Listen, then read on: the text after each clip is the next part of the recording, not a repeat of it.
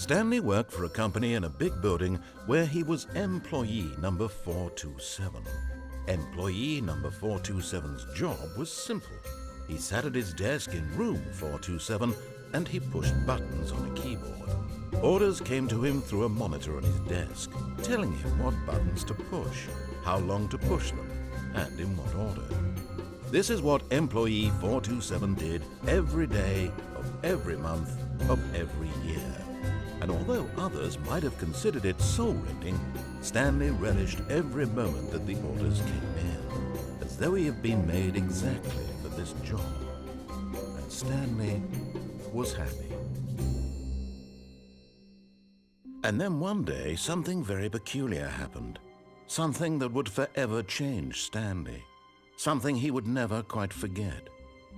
He had been at his desk for nearly an hour when he realized that not one single order had arrived on the monitor for him to follow.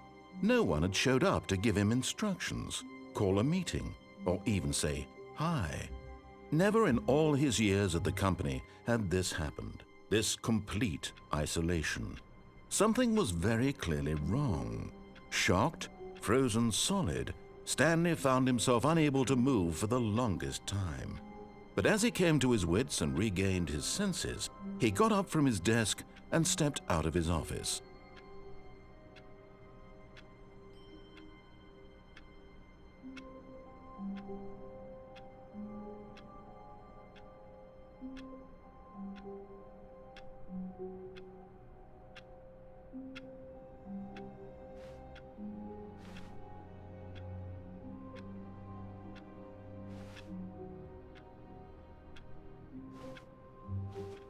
All of his co-workers were gone. What could it mean? Stanley decided to go to the meeting room. Perhaps he had simply missed a memo. Oh, please. Are you really just doing this for the trophy? Click a door 5 times? Is that all you think a trophy is worth? No. I can't just give these merits away for such little effort. A measly 5 clicks? Now, suppose you were to click the door 20 times. I would say that's the kind of effort that warrants recognition. I have to say, I'm still not feeling the satisfaction of witnessing true effort for a noble cause. Perhaps 50 clicks will do it. Yes, almost certainly 50 clicks.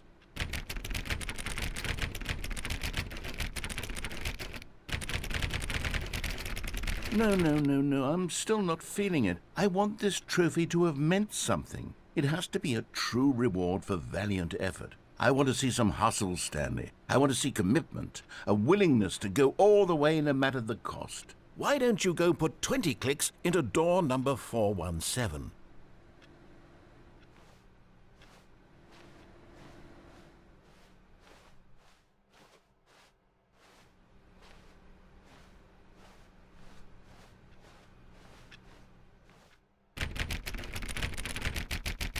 Oh, great. Now, go click a few times on door 437.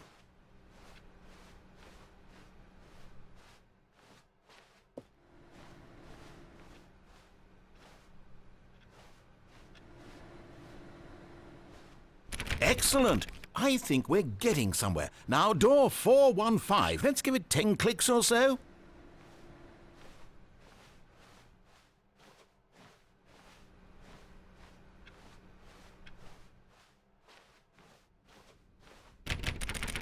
Now, back to door number 437.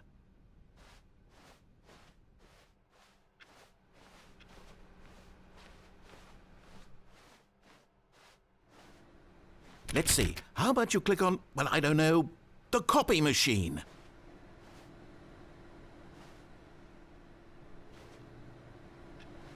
All right, back to room 417. I'm really feeling it now. I think we're getting somewhere.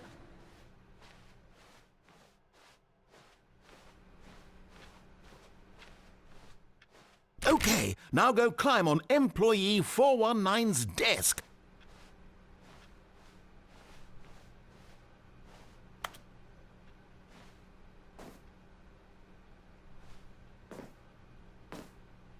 Yes! This is great! You're putting it all on the line, Stanley. I like that. All right, let's keep it up. Go give me a few clicks on door 416.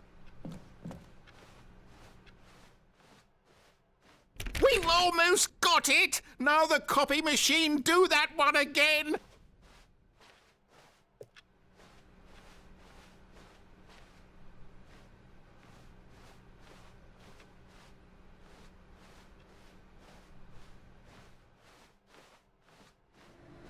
Finish it off, Stanley! 5 clicks on door 430! Yes! We did it! Oh, wow. That felt amazing. Oh, you really earned it, Stanley. Nothing could hold you back. Yes, I'm very proud of how far we've come today.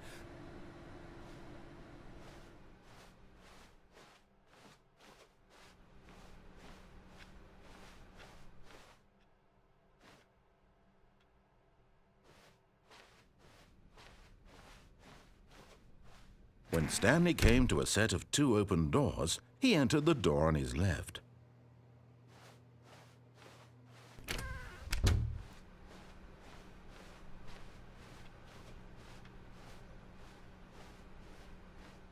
Yet there was not a single person here either. Feeling a wave of disbelief, Stanley decided to go up to his boss's office, hoping he might find an answer there. Stanley stepped into the broom closet, but there was nothing here, so he turned around and got back on track.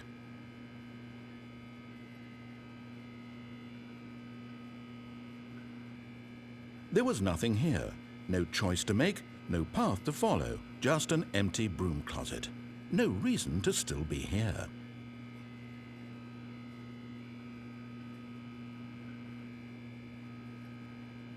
It was baffling that Stanley was still just sitting in the broom closet. He wasn't even doing anything.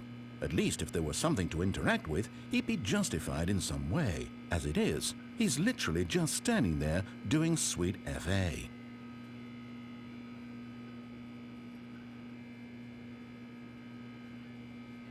Are you really still in the broom closet? Standing around doing nothing? Why?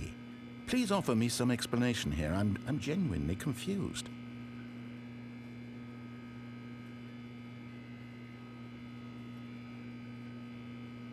You do realize there's no choice or anything in here, right? If I'd said Stanley walked past the broom closet, at least you would have had a reason for exploring it to find out. But it didn't even occur to me because literally this closet is of absolutely no significance to the story whatsoever. I never would have thought to mention it.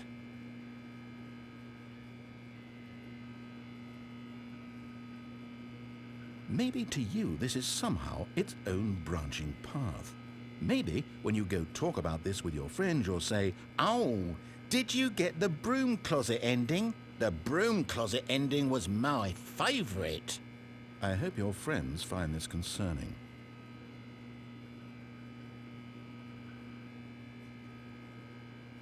Stanley was fat and ugly and really stupid.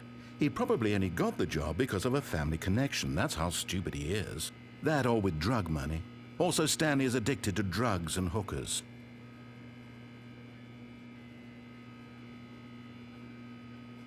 Well, I've come to a very definite conclusion about what's going on right now.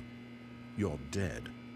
You got to this broom closet, explored it a bit, and were just about to leave because there's nothing here, when a physical malady of some sort shut down your central nervous system and you collapsed in front of your screen.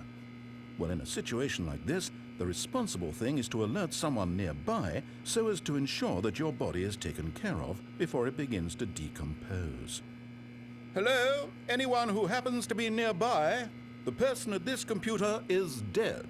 They have fallen prey to any number of your countless human physiological vulnerabilities. It's indicative of the long-term sustainability of your species. Please remove their corpse from the area and instruct another human to take their place, making sure they understand basic first-person video game mechanics and filling them in on the history of narrative tropes in video gaming, so that the irony and insightful commentary of this game is not lost on them.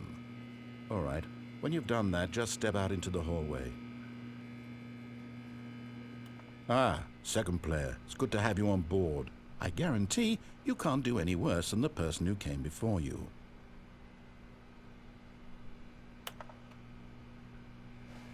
You too? Unbelievable. I'm at the mercy of an entire species of invalids. Perhaps there's a monkey nearby you can hand the controls to. A fish? Fungus?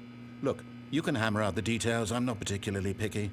I'll just be waiting for when you're ready to pick up the story again.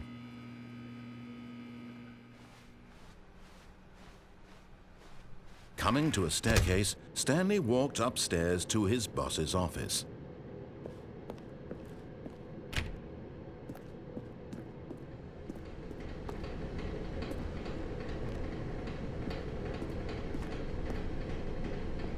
But Stanley just couldn't do it. He considered the possibility of facing his boss. Admitting he had left his post during work hours, he might be fired for that. And in such a competitive economy, why had he taken that risk? All because he believed everyone had vanished? His boss would think he was crazy. And then something occurred to Stanley. Maybe, he thought to himself, maybe I am crazy. All of my co-workers blinking mysteriously out of existence in a single moment for no reason at all? None of it made any logical sense. And as Stanley pondered this, he began to make other strange observations. For example, why couldn't he see his feet when he looked down? Why did doors close automatically behind him wherever he went? And for that matter, these rooms were starting to look pretty familiar. Were they simply repeating? No, Stanley said to himself, this is all too strange. This can't be real. And at last, he came to the conclusion that had been on the tip of his tongue. He just hadn't found the words for it. "I'm dreaming!" he yelled. "This is all a dream." Oh, what a relief Stanley felt to have finally found an answer, an explanation. His co-workers weren't actually gone. He wasn't going to lose his job. He wasn't crazy after all. And he thought to himself, I suppose I'll wake up soon.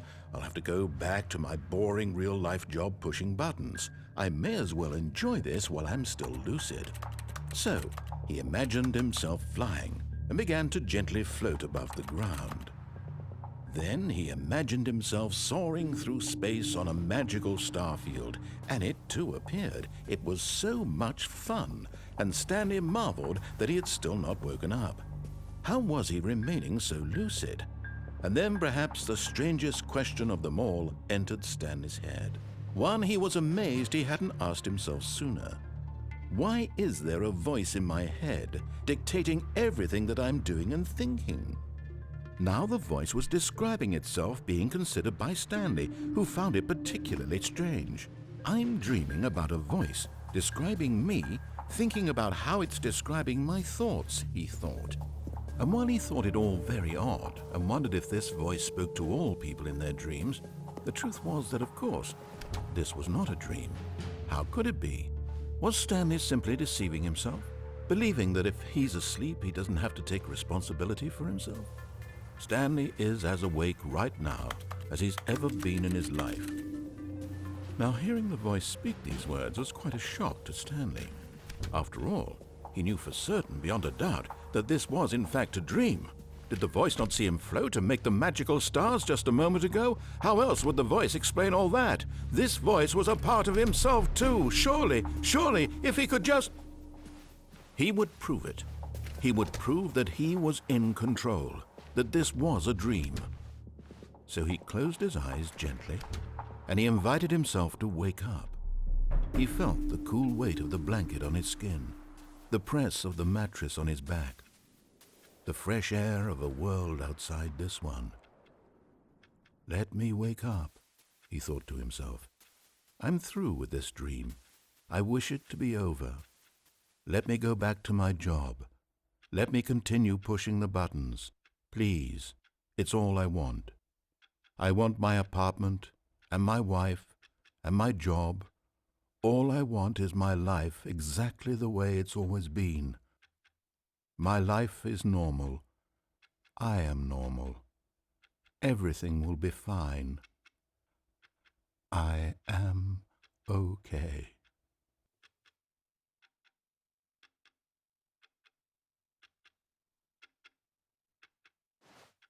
Stanley began screaming. Please, someone, wake me up. My name is Stanley. I have a boss. I have an office. I am real. Please, just someone tell me I am real. I must be real. I must be. Can anyone hear my voice? Who am I? Who am I? And everything went black.